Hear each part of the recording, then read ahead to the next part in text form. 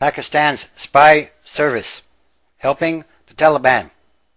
Americans fighting the war in Afghanistan have long harbored strong suspicions that Pakistan's military spy service has guided the Afghan insurgency with a hidden hand, even as Pakistan receives more than $1 billion a year from Washington for its help combating the militants, according to a trove of secret military field reports that have been made public.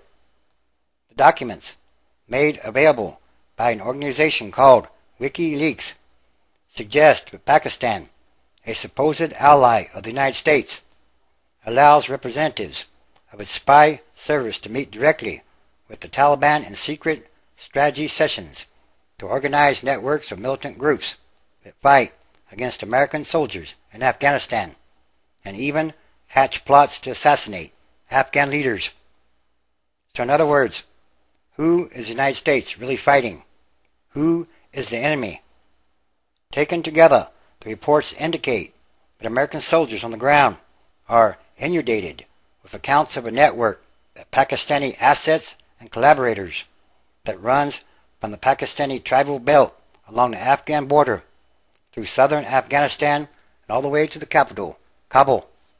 Much of the information, raw intelligence, and threat assessments gathered from the field in Afghanistan cannot be verified and likely comes from sources aligned with Afghan intelligence, which considers Pakistan an enemy and paid informants.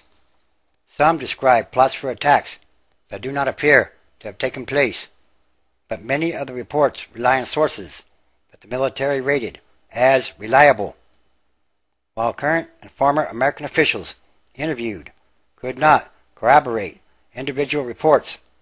They said that the portrait of the spy agency's collaboration with the Afghan insurgency was broadly consistent with other classified intelligence. Some of the reports describe Pakistani intelligence working alongside al-Qaeda to plan attacks. Experts cautioned that although Pakistan's militant groups and al-Qaeda work together, directly linking the Pakistani spy agency, the Directorate for Inter-Services Intelligence, or ISI, with al-Qaeda is difficult.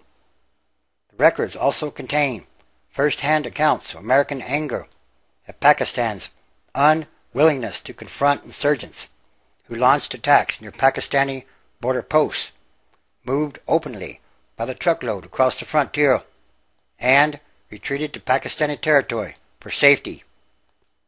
The behind-the-scenes frustrations of soldiers on the ground and glimpses of what appear to be Pakistani skullduggery contrast sharply with the frequently rosy public pronouncements of Pakistan as an ally by American officials looking to sustain a drone campaign over parts of Pakistani territory to strike at al-Qaeda havens.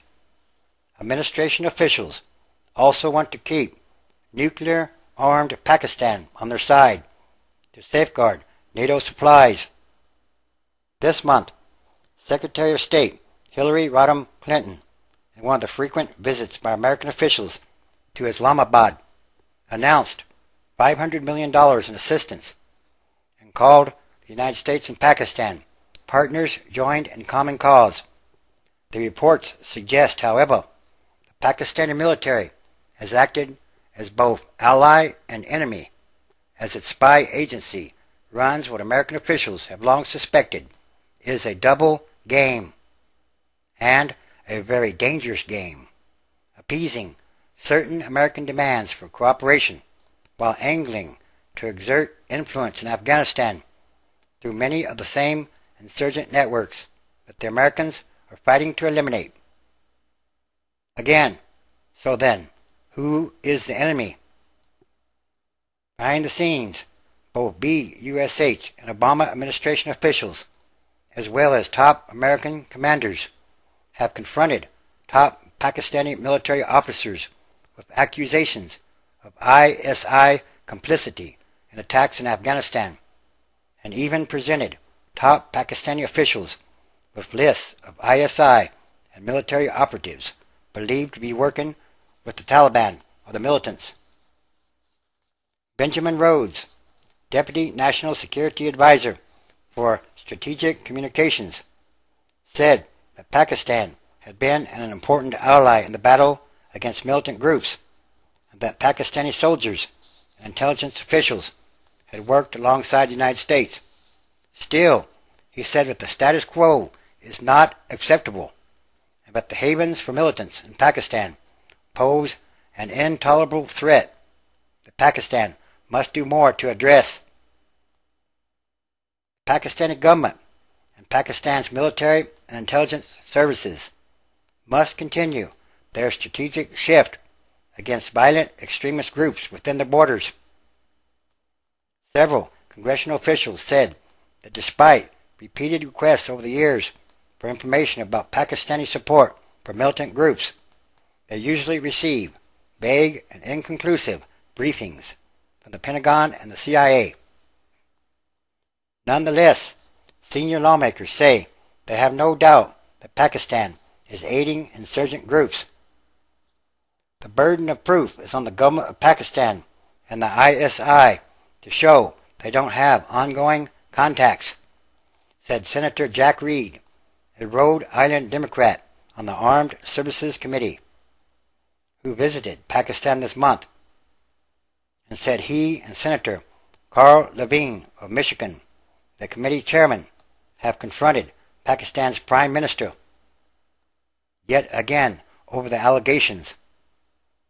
Of course, such accusations are usually met with angry denials, particularly by the Pakistani military.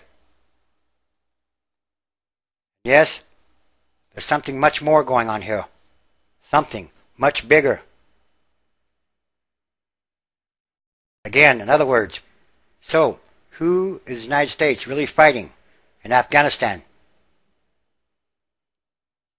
These are more signs. Revelation, chapter 9, verse 12. One woe is past, and behold, there comes two woes more thereafter. 13. And the sixth angel sounded, and I heard a voice from the four horns of the golden altar, which is before God. 14. Saying to the sixth angel, which had the trumpet, Loose the four angels, which were bound in the great river Euphrates. 15. And the four angels were loosed, which were prepared for an hour, and a day, and a month, and a year, for to slay the third part of men. 16.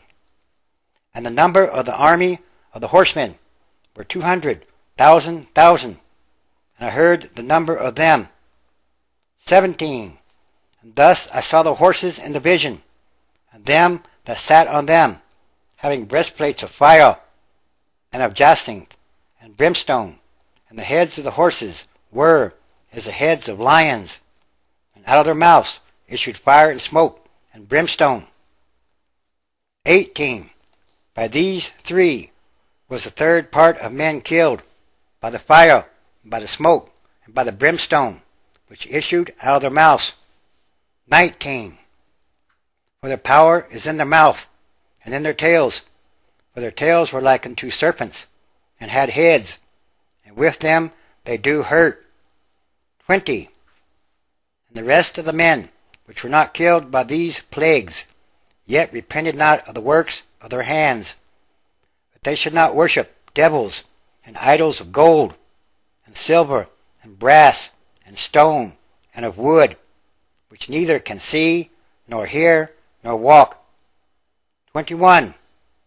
Neither repented they of their murders, nor of their sorceries, nor of their fornication, nor of their thefts.